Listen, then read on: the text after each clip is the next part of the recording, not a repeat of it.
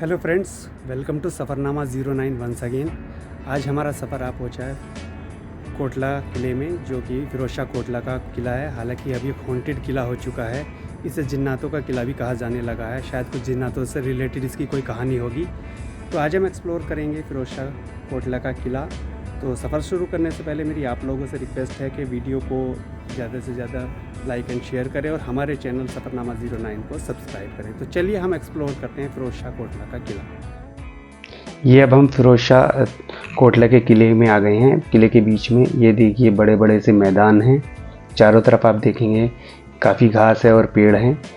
फिरोज शाह कोटला का जो किला है वो 1354 ईस्वी में फिरोज शाह तुगलक ने बनवाया था और उस वक्त उसने दिल्ली को फिरोज़ाबाद भी नाम दिया था। फिरोज शाह तुगलक ने दिल्ली पर 1351 से 1388 ईस्वी तक हुकूमत की थी और उनका जो खिताब था कोटला, जिसका मीनिंग होता है फोर्ट्रेस या सिटाडेल। जो किले की जो दीवार है वो लगभग 15 मीटर ऊंची हैं और ये बाहर की तरफ झुकी हुई हैं।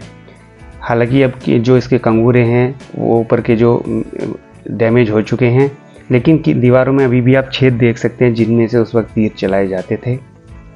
दीवारें काफ़ी मोटी हैं और ये लाइमस्टोन से, मोस्टली जो है लाइमस्टोन से बनी हुई है। दीवारों की जो मोटाई है वो तकरीबन 1.5 से 2 मीटर है, यानी कि काफ़ी मजबूत दीवारें बनाई गई थी। आप देख सकते हैं, हम दूर से आपको दिखाने की कोशिश कर रहे हैं। दीवारें देखिए कितनी ऊंची हैं, काफ़ी ऊंची और मजबूत दीवारें उस वक्त उन्होंने बनाई थी। ये एक पिरामिड जैसी बिल्डिंग है, ये 3 स्टोरी बिल्डिंग है और इसके ऊपर आप देखेंगे एक जो है अशोक का पिलर लगा हुआ है। सिक्योरिटी पर्पज़ की वजह से अब इस बिल्डिंग में जाना अलाउ नहीं है, इसलिए हम अंदर से नहीं दिखा सकते, अब इसको बंद कर दिया गया है। ये जो अशोका पिलर खड़ा है, इसका निर्माण किंग अशोका ने 273 से 236 बीसी में टोपरा कल्याण, जो यमुनानगर डिस्ट्रिक्ट में है, हरियाणा में है, वहाँ लगवाया था।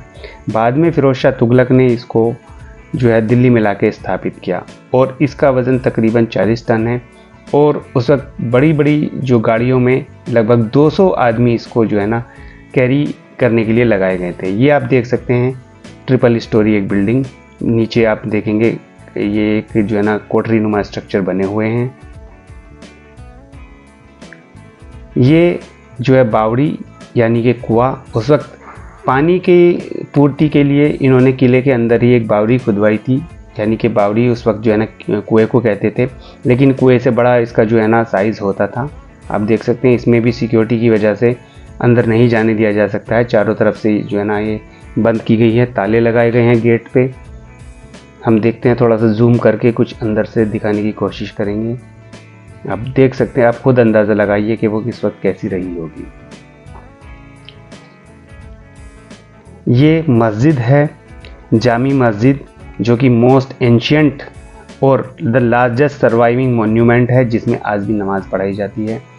ये लाइमस्टोन से जो है ना इसकी सीढ़ियाँ बनी हुई है। आप देख सकते हैं कितने बड़े बड़े पत्थर जो है ना उन्होंने उस वक्त लगाए थे। चलिए हम अंदर चलते हैं, अंदर से आपको मस्जिद दिखाने की कोशिश करेंगे। मस्जिद का ये मेन गेट हालांकि काफ़ी छोटा है, उस वक्त आज के हिसाब से आज काफ़ी बड़े बड़े गेट होते हैं। नोटिस लगा हुआ है, आप देख सकते हैं कि कृपया जूते चप्पल बाहर उतारें। खैर, किसी भी रिलीजियस मोन्यूमेंट या प्लेस पे जाने से पहले आपको जूते चप्पल बाहर उतार देनी चाहिए। हम भी अपने जूते जो है ना बाहर उतारते हैं। हर रिलीजियस प्लेस का रेस्पेक्ट करनी चाहिए। हमने भी अपने जूते उतार दिए हैं, हम जूते साइड में रख के अब हम मस्जिद के अंदर चलेंगे। ये मस्जिद का कोर्टयार्ड है, बहुत बड़ा कोर्टयार्ड है। ये भी देखिए काफ़ी ऊंची और बड़ी दीवारें हालांकि डैमेज हो चुकी हैं। मस्जिद जो है नीचे कोठरी नुमा स्ट्रक्चर बने हुए हैं इसके बेसमेंट में, उनके ऊपर बनी हुई है, वो हम आपको बाद में दिखाएंगे। ये आप देखेंगे फर्श आज भी जो है ना उस वक्त जो ये पत्थर थे लाइमस्टोन, उनका बना हुआ है। आप देख सकते हैं कैसे इस तरह से इन्होंने जो है ना लगाए गए हैं। बीच में एक ये सर्कुलर स्ट्रक्चर है, हालांकि अभी ये बंद है। शायद उस वक्त ये हौज रही होगी वुज़ू के लिए, लेकिन इसके बारे में कोई जानकारी यहाँ पे नहीं दी गई है, तो हम इसके बारे में नहीं दिखा सकते। आप ये देख सकते हैं मस्जिद की दीवार काफ़ी ऊंची है और मेहराबदार जो है ना मिंबर भी है, मेहराबदार सारे दरवाजे हैं इसमें। शायद उस वक्त ये बरामदा ऐसे रहा होगा, लेकिन अभी बरामदा तो नहीं है, केवल खंडर ही बाकी बचे हुए हैं। ये देखिए बड़े बड़े पत्थरों से किस तरह से बनाई गई। मस्जिद की दीवार भी काफ़ी मोटी है, जो आज के हिसाब से देखे पिलर हम जो है ना 20-22 इंची के रहे होंगे उस वक्त। ये देखिए कितना बड़ा जो है ना मस्जिद का आंगन है या फर्श है, जहाँ पे जो है नमाज आज भी होती है। ये मस्जिद का नीचे का हिस्सा, जहाँ मैंने आपको बताया था कि नीचे कोठरियाँ बनी हुई हैं, उनके ऊपर मस्जिद का फर्श टिका हुआ है, हम आपको दिखाते हैं। अब ये थोड़ा सा जो है ना चारों तरफ से यहाँ भी जाली लगाकर बंद कर दी गई है, लेकिन हम देखते हैं शायद कोई गेट खुला हो तो हम उससे अंदर चलेंगे। एक गेट खुला हुआ है, हम उसी गेट से अंदर चलते हैं, अंदर से आपको दिखाते हैं। ये देखिए अंदर से है ना सब मेहराबदार जो है ना पिलर्स हैं, छत काफ़ी मजबूती से पत्थरों से बनी हुई है, और ये देखिए इस तरह की जो है ना कोठरी नुमा स्ट्रक्चर्स हैं। आप खुद अंदाज़ा लगा सकते हैं कि किस तरह से इन्होंने मस्जिद को डिज़ाइन किया गया होगा। काफ़ी मोटे मोटे बड़े बड़े पत्थर हैं। ये आप देखिए, ये मस्जिद का बाहर से हम आपको दिखा रहे हैं। आप मस्जिद का जो बैक पोर्शन है वहाँ से देखिए कितनी ऊंची दीवारें हैं और किस तरह से मस्जिद को इन्होंने डिज़ाइन किया था उस वक्त।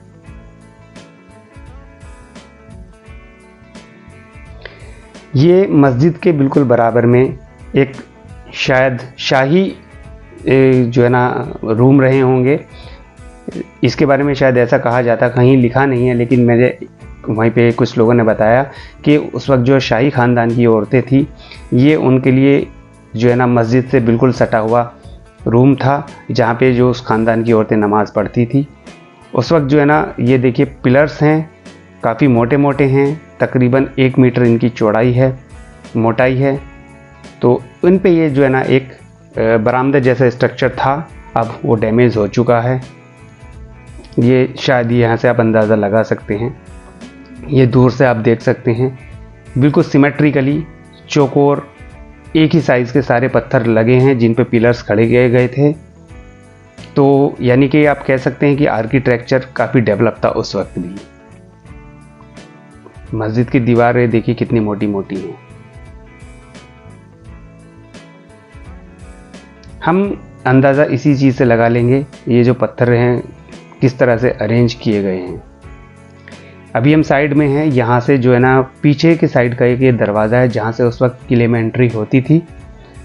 हम थोड़ा सा कोशिश करेंगे दिखाने की क्योंकि यहाँ पे अब केवल खंडर बचे हैं, तो ऐसा सच हम इसके बारे में बहुत ज़्यादा नहीं दिखा सकते हैं। चलिए हम इस गेट से अंदर चलते हैं। जैसे ही हम गेट से अंदर चलते हैं, राइट साइड में भी एक गेट है और सामने कुछ खंडरनुमा, ये देखिए एक गेट ये है। ये शायद उस वक्त मस्जिद में जाने की जो रास्ता है ये उसका गेट रहा होगा। और इसके बराबर में एक खंडरनुमा स्ट्रक्चर हैं, कुछ कमरे जैसे स्ट्रक्चर बने हुए हैं। हो सकता है शाही ख़ानदान के लोग या कुछ जो वीआईपी लोग हैं उन लोगों के लिए ये कमरे जो है ना बने हुए होंगे, जिनमें वो लोग रहा करते होंगे।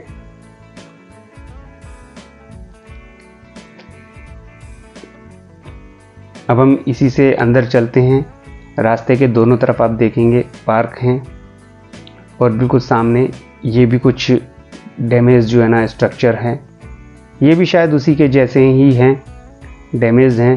तो हो सकता है इनमें भी जो है ना लोगों का रहने के जो है ना कमरे रहे हों या घर रहे हों। आप ये देख सकते हैं जो बादशाह का जो मेन महल था वो ये था, लेकिन ये अब किस हालत में है, रिस्टोरेशन तो करना इसका पॉसिबल ही नहीं है। इसी तरह हम जो है ना इसके लेफ़्ट साइड में हम देखेंगे कुछ और एक ये छोटा सा गेट है। इस गेट से थोड़ा सा अंदर चल के देखते हैं। यहाँ पे भी कुछ कमरे जैसे ही स्ट्रक्चर बने हुए हैं। सब काफ़ी मजबूती के साथ बनाए गए थे, लेकिन तकरीबन जो है 800 साल हो चुके हैं। ये देखिए छत, तो 800 साल में किसी भी तरह इस तरह खड़े रहना एक बहुत बड़ी बात है। किसी बिल्डिंग को जिसकी छत अभी सलामत हो आप देख सकते हैं, तो ये अपने आप में एक बहुत बड़ी बात है। ये इस वक्त जो है ना जो दीवार थी या गेट था, मेन गेट था, इसके ऊपर जाने के लिए ये जीना बना हुआ था। जिसकी हेल्प से जो सोल्जर्स हैं वो इस गेट के ऊपर जाते होंगे और यहीं से वो लोग जो है ना पहरा देते होंगे या इन्फॉर्मेशन देते होंगे। चलिए अब हम इस मेन गेट से एंटर करते हैं बादशाह के महल की तरफ। जैसे ही हम एंटर करेंगे तो बीच में हमें एक ये काफ़ी चौड़ा आंगन दिखाई देगा और उसके बराबर में भी कुछ जो है ना हम लोगों को एक दूसरा भी गेट है और उधर आप देख सकते हैं वो कमरों की जो है ना कुछ आकृतियाँ हैं। ये आप देख सकते हैं उस वक्त आज के टाइम में जो है ना किस हालात में है, सिर्फ हम लोग अंदर आके एक अंदाज़ा लगा सकते हैं कि यहाँ पे क्या रहा होगा, क्योंकि कोई ख़ास इन्फॉर्मेशन जो है ना प्रोवाइडेड नहीं है। रिस्टोरेशन पॉसिबल होता तो शायद जो है ना ये प्रोवाइड करते। ये शायद महल के ही बचे हुए कुछ खंडर हैं।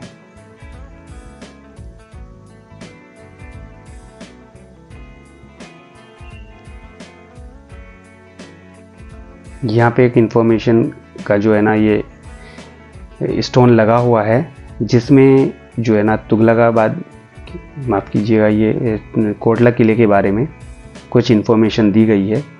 तो आप आ सकते हैं, जब आएँ तो आप इससे आप अपनी इन्फॉर्मेशन पढ़ सकते हैं। Thanks, please watch and subscribe.